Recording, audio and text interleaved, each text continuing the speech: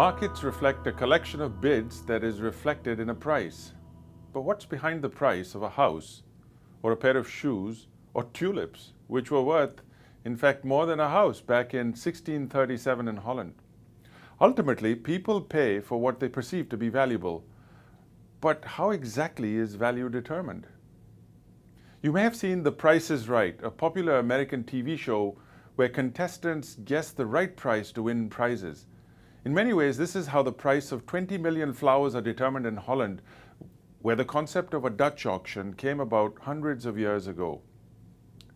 It is different from an English auction where a single item offered to bidders competing against each other until the auction ends and the highest bidder is the winner by paying the highest price, something you can experience, let's say, on eBay.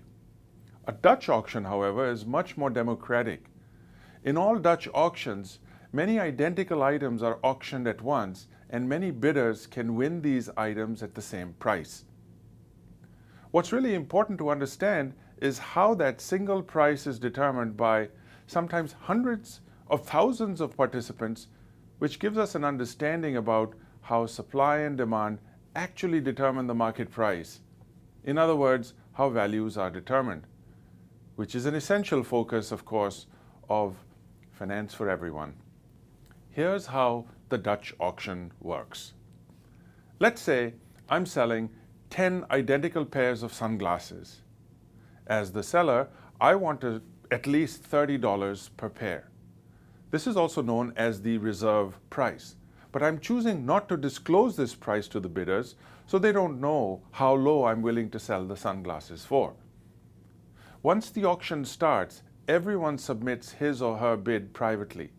This bid includes the price per pair and the quantity or number of pairs that each bidder wants.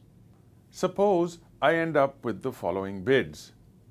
The bid closest to the $30 reserve price without going under that price becomes the selling price. In our example, this number is $36, which becomes the market price for everyone who gets sunglasses. So, who gets how many sunglasses? Well, as mentioned, since the closest bid to the $30 is $36, bidder number 4 gets the 3 pairs they asked for in their bid. Next, we go to the highest bidder.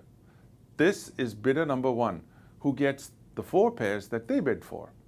Then we go to the next highest bidder, which is bidder number 2, who only gets 3 out of the 5 pairs that they bid because there are only 10 pairs in total to give away.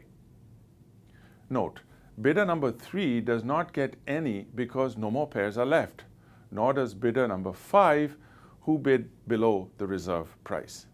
The advantages of a Dutch auction are that the process is efficient, it's inclusive, and equitable. The disadvantages are that not a lot of people know about this process, so it doesn't often get used. Nor is it easy to determine a reserve price that will clear all of the items. Now, if you're selling financial securities like stocks, Dutch auctions will also end up excluding financial institutions that bring prestige and their networks to enhance the sale of shares.